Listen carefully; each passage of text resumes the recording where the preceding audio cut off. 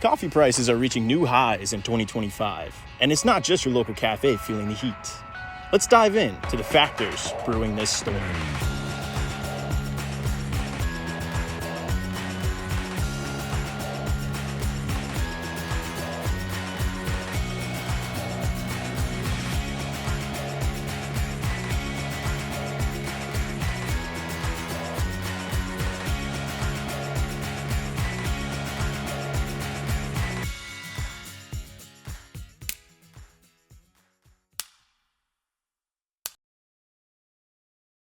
The coffee industry is in disarray as prices reach all-time highs around $4 per pound of raw coffee bean. How has this happened, you ask? Climate change.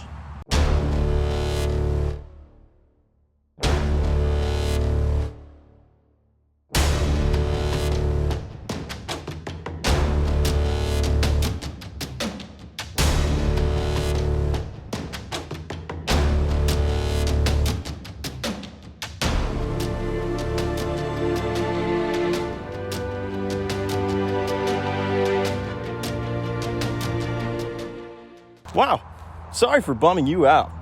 Climate change is the reason for the shortages, specifically droughts that have been impacting Brazil and Vietnam.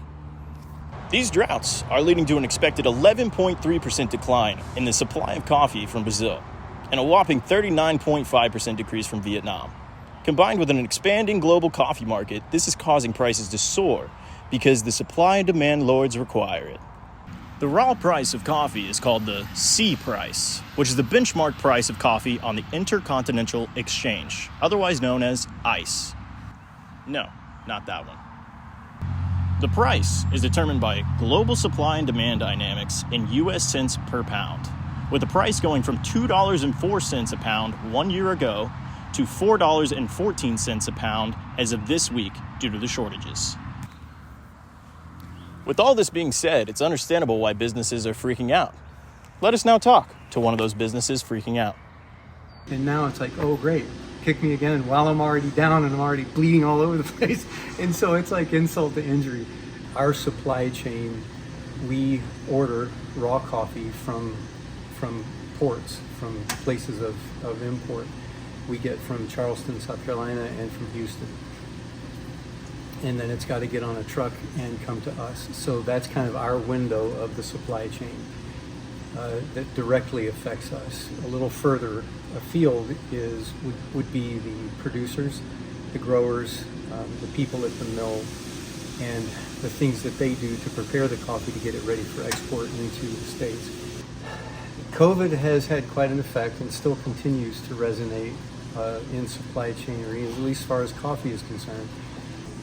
Particularly with COVID, with mills shutting down, with so many people being sick, with so many people being unable to get to work or get work. We had shortages, there were delays with the crops making it into exportable condition to get to the States. Basically, things are now running very well and have been for a year and a half, 2 years, but we're dealing with a more consistent delay now. I used to be able to submit an order for a shipment of coffee via trucking from Charleston or from Houston, and that order would be submitted the next day, and then 2-day transit time, we'd have the coffee. So basically 3 days from the time I ordered it. Nowadays, it's almost consistently 5 or 6. Particularly in the coffee world, the price has been going out of control so crazily. I mean, it's just, you get to the point where you don't have words for it anymore. The price is just so crazy. It's not just inflation, it's beyond that. And this is shortages in the coffee world due to weather events, particularly in South America, that have caused shorter supply. Demand remains the same, price goes up, everybody's scrambling, and so people are undercutting one another. People are buying out contracts out from under other people, which is technically illegal, but it's going on. As if skyrocketing coffee prices weren't enough of a wake-up call, the U.S. decided to put an extra shot of drama. Tariffs. Because nothing pairs better with drought-stricken crops than a good old-fashioned trade policy shakeup. How are the tariffs impacting us? They haven't up until now, except for a lot of talk and a lot of concern and research and things. But we're coming, this is May 20, well, we're almost in May 2025, and this is when the new crops start coming in from Central America. And so the tariffs are now a real potential problem. What I'm hearing from both of our traders within the last week is that the tariffs will be levied against our differential price, but not the C price. So our biggest challenge right now is in having to do with supply chain is the weather events in Brazil, Colombia, Vietnam have caused a reduction in global output. Therefore, the price goes up because the demand has stayed the same. And so the C market price has been going out of control for over a year, since spring of 24, basically. And so in terms of impact, that C market increase is just wildly out of control. That's impacting us a lot more than the tariffs. But now it's like we're already putting out fires over here and dealing with this heavy burden that nobody can really quite keep up with. And now it's like, oh, great, kick me again while I'm already down and I'm already bleeding all over the place. And so it's like insult to injury. And it's not happy news. Hopefully some things will change, but right now we're being told the tariffs will increase our differentials. Now, the C price. The base commodity price for Arabica coffee isn't directly hit by tariffs, since it's globally traded. But differentials, they're not so lucky. So how much damage are we talking? 10%. For now.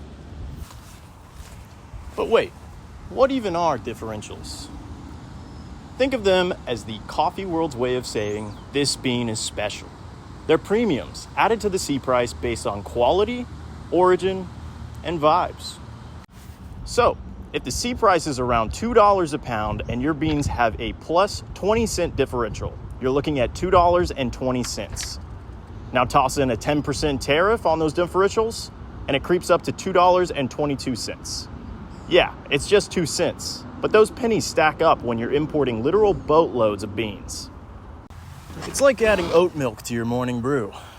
It doesn't break the bank, but it's enough to make you reconsider a second cup.